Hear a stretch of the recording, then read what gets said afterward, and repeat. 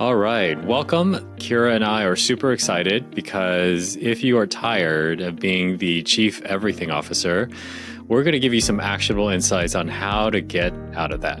All right, now, as a quick introduction, I'm joined today by Keira Crooms, founder of Keira's Modern Desk. She is a operations manager and a delegation coach who specializes in helping owners and executives get out of the day-to-day firefighting. So you, as the leader, have the bandwidth to work on the things that only you can do. So definitely connect with her on LinkedIn. And my name is John, and I'm currently the founder of PipelineApp.io. And my specialty is removing the friction from your buyer's journey, starting with lead magnets all the way to customer onboarding. So definitely connect with me afterwards if you have great marketing content, a strong offer, but your leads for some reason are still stalling in your pipeline. All right, just search for Keira Delegation Coach or John Sales Friction on LinkedIn. We're going to be one of the top results. All right. Now, the reason why Keira and I are hosting this webinar is because we know running a business is time consuming, and trying to keep everybody moving forward and making sure everything is done correctly, dotting all the I's, crossing all the T's, the way that you would, is really time consuming. And if you want to know exactly how much, research from McKinsey shows that all these overhead hours of emailing, meetings, and searching and Googling for information to put in those emails and meetings accounts for 20 plus hours a week. Now, yes, of course, those things have to get done. But the key question is, does it have to be done by you? And as an owner operator, if you're stuck in the weeds like this, you've got to find a way out of the weeds. And I'll bet in the back of your mind, you probably already know this. But probably what's stopping you is the how. How do you offload all of these tasks, making sure it's done correctly without breaking the bank? That's probably the number one concern of yours. So there are two ways to offload: delegate to a person or delegate to a process. Now, delegating to a person is Keira's specialty, so I'm going to turn it over to her. Thank you, John. Out of 33 million small business owners, a whopping 27 million are still doing everything themselves. No wonder burnout is so common. That means only a small fraction of business owners are truly freeing up their time and energy by delegating. Imagine how much more you could achieve if you weren't juggling every single task in your business. The truth is, wearing all the hats might seem heroic, but it's holding you back from bigger opportunities. Delegation isn't just a luxury, it's the secret weapon that allows you to work smarter, not harder, and finally scale your business without running yourself ragged. So my question to you is, are you the chief of everything?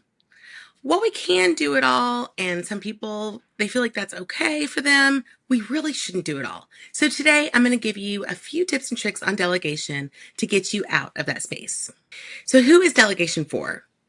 Delegation isn't just for CEOs. It's critical for leaders at all levels. Whether you're running a small business or managing a growing team, the power of delegation can transform your workflow. By handing off tasks, you free up time to focus on what really matters, those high-level projects that spark your passion. It empowers your team to step up, sharpens decision-making across the board, and lets you maximize productivity while avoiding burnout. The best part, you're not just lightening up your load, you're creating a more efficient, empowered, and dynamic business. It's a win-win. For a few years, I've worked in the remote delegation space, and so today I want to talk to you about the benefits of outsourcing to a virtual assistant. While that term is very, very broad because virtual assistant doesn't always mean an assistant. It could mean a social media manager, or it could mean a certain type of specialist, web designer. There are a few benefits of having across the board somebody who comes in to your business so that you can delegate. You're working with a remote professional, flexible services. It's more cost effective. You're saving time, skilled support. They're a little bit more adaptable because they do have the luxury of that flexibility. They can be project based or they can be ongoing. So there are different types of delegation. And what you have to do first is identify the need inside of your business. We often don't realize how much we're taking on, so we end up taking on every single little task when those aren't the things that we want to do, that we don't know how to do, or that we actually don't have the time to do. So it's important that we sit down and decide what is it that we need. And when identifying the need, it's important that we don't focus on just one area. We want to make sure that we are looking at skill level, the time consumption, the importance of that skill. So I break it into these 4 sections: the routine tasks, specialized tasks, development, and time consuming. So let's take a look at what that looks like. The routine task is the day-to-day tasks. It takes us away from our zone of genius. So maybe that's your scheduling or it's your inbox, which can be overflowing. And bringing on a virtual assistant, they can come in and they can systematize those things. When we think about systems, we often think about things like John's system, Pipeline.app.io, or we think about maybe our CRM or something like that. We're not thinking about the systems that are in place to keep us organized. And having a virtual assistant come in can really, really systematize your business in that way. The specialized task, this is for the skill set. For example, I have 2 websites and I'm not the best web designer. I can do it. I can throw something together, but it's really not speaking to the heart of my business. I don't have the time to write the copy for it, and I definitely don't have the time to sit at Canva and create all the design. So I outsourced to a designer, and she created both of my websites and she does all my sales pages, and it's incredible. It saves me hours upon hours upon hours. So you could hire a web designer or a copywriter, or maybe it's an accountant or social media manager, whatever that is that you need. It really is going to benefit you in your business if you find somebody who has the skill set that maybe you don't have. The time consuming tasks. These are probably the most of you are going to need to delegate the time consuming tasks. That's your data entry, your scheduling, email management, report generation, invoicing, the customer success. How many times have you set your inbox and replied to every single customer, and how long has it taken you? So having somebody in your inbox who can send the replies that are maybe templated, the more standard replies, is incredible. It saves you so much time. Your social media posting and even writing, the graphic design of the social media, and inventory management. So look at those areas. I suggest getting a paper and pen and writing down exactly what you're doing every single day that maybe you could offload to somebody else. Then you have to identify the right person. Where can you find a VA? There are so many platforms now. There are different agencies that you can go through, Facebook groups, referrals. I guarantee you there's a business owner in your network right now that knows a VA or knows a person who knows a VA. So I would start to ask around, and definitely do not rush your decision for these reasons. You want to evaluate the skills and strengths, consider the workload, and the trust and reliability. You don't want to get somebody into your business and go, oh, wait, I don't trust this person, so I don't want to give them access to anything. That is one of the fastest ways to kill the relationship. So take your time vetting your VA. Get into 1, 2, 3 interviews and decide on the likability of that person. Because whether they have the skill or not, the truth is, if you are going to work with a VA, you probably need to like them, at least a little bit. So once they're in the door, how do you start to work with them? My biggest tip on this is boundaries. And that means setting clear expectations. You want to make sure that they have all the things that they need. So you want to gather the materials that way that they can onboard a little bit faster. If they come into your business and they have no clue where they're starting, that can be a little bit tricky for all of you. I would make sure before they get in the door that you have your NDAs signed, whatever agreements that you all are making between you, and get very, very clear on payment schedule and communication. Encourage questions and ask questions yourself. One thing that really hit home for me when I started this was feedback. Onboarding can be very, very difficult. And so it's important that you say, okay, how can I better serve you? What would help you onboard a little bit faster? What would help this process? And so that feedback, ask them for that. And I think that's going to really help you. And then gradually increase responsibilities. There can be a few challenges that come along with delegation. It is a lot of fun. However, no matter the relationship, things come up. And I think that's natural and human in any relationship. So what do those look like? Trust. You want to start with smaller tasks to build confidence. Time tracking tools, feedback, and recognition, all those things build trust. Quality. You want to invest time in the initial training. Have routine check-ins. Like I said, feedback. Feedback is a huge deal in any relationship. And I think it's so important that we're open and honest when we're giving that feedback. Recognize when you have not given clear instructions. Revise and then revisit. Communication. Establish clear communication channels and regular check ins. Use project management and communication tools like Slack, Trello, Asana, or one of my favorites, ClickUp, to track and your tasks and updates. Set expectations for response times and preferred methods of communication. The response times are quite a big deal. When you are waiting a full day and something has come up and it's quite important to you, you don't want to have to wait on that person. And I know for the VA as well, they don't want to have to wait for you. So I think setting those boundaries up front are going to really help you overcome those challenges. Time zones. Clearly outlining deadlines and schedule overlapping working hours for critical tasks and meetings. A lot of times I'll have a client that's on the Pacific Coast, I'm Eastern, and it comes to be, 11, 12 o'clock at night, and we're communicating. Well, most VAs do not want to do that. So make sure that you are communicating the working hours and the task management. Use a project management tool to track progress. Set clear deadlines and priorities for each task. Now I am going to volley it back to John.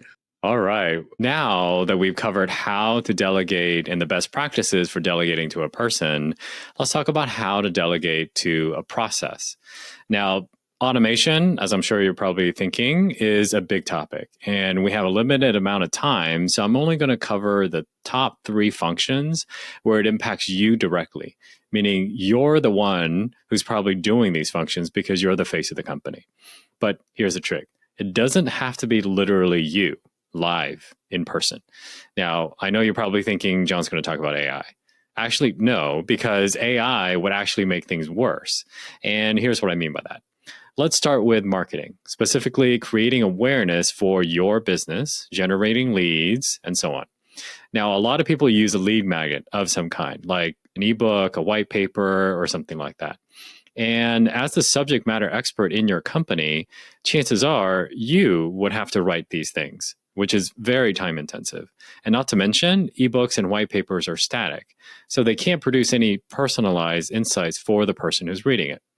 So for that, they're going to have to come and talk to you directly, which becomes a major point of friction because prospects today hate getting on discovery calls. Like just getting a meeting scheduled and getting them to show up is actually a huge task. So this is where you should delegate to an automated process, specifically a self-assessment that can instantly generate a color-coded scorecard that breaks down the prospect's pain point into understandable chunks and highlights the specific areas where they are strong and weak. And once you have these scores, then underneath, dynamically showed teaser video based on the lowest score in the scorecard featuring you talking through your analysis and the next steps. And this is how you can provide personalized insights, build trust, build awareness without eating up all your bandwidth. And here is why I'm such a big fan of this lead gen technique. Here is an industry research done for what's working in 2024 for B2B professional service companies. You've got assessments, downloadables like ebooks and white papers, speaking at conferences. Now, in your head, I want you to pick one that you think is the most effective in 2024. All right, got it? If you picked assessments and consultations, then you're right. It is the best lead generator for B2B professional services, even more than speaking at events, which is what I would have guessed. So, in summary, for marketing, specifically for lead gen, it's great for prospects, especially the ones that don't like discovery calls, because they can get instant, personalized analysis from you without forcing them to get on a meeting with you. And that is why it's perfect for lead gen campaigns. Okay, so next, let's talk about sales, specifically qualifying prospects. Now, let's say the prospect took your scorecard, watched your video, and was like, you're right, I do need help. So let's have a meeting to talk about my scores. Most of us use a contact form or an online booking form like this, right? So this is what happens after the prospect submits. They get a thank you page, and that's probably it. which means then you're going to have to do all of your qualifying during the discovery call, which means less time for your value, less time for your presentation. So instead, I recommend this.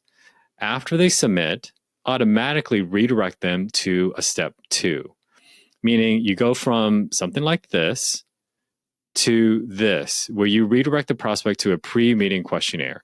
Now, on that page, you have a video where, again, you set the expectations for what the meeting is going to be about. Maybe say who else needs to be there. Because think about it. If you don't inform people about what to expect, how are they going to prepare for the meeting? And then underneath, what you want to do is you want to ask simple but direct pre-qualifying questions. This is where you can get your preliminary fact-finding out of the way before your call. And here is what I typically see. 1, obviously qualify which services they're potentially looking at. Number 2, qualify for the scope. Now, for B2B, knowing if a customer is looking for new or replacing something existing is huge, right? That's a huge difference in scope. And finally, you want to qualify for urgency. Like, are they looking to launch something in weeks or months or maybe years? Now, think about how knowing all of these things ahead of time is going to make your discovery call so much more productive. Because once you know this stuff, you can illustrate value props like this: current state versus future state.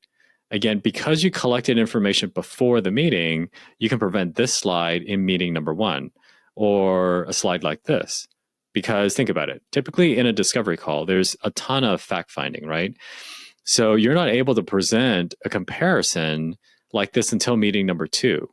But that assumes you're going to get a meeting number 2.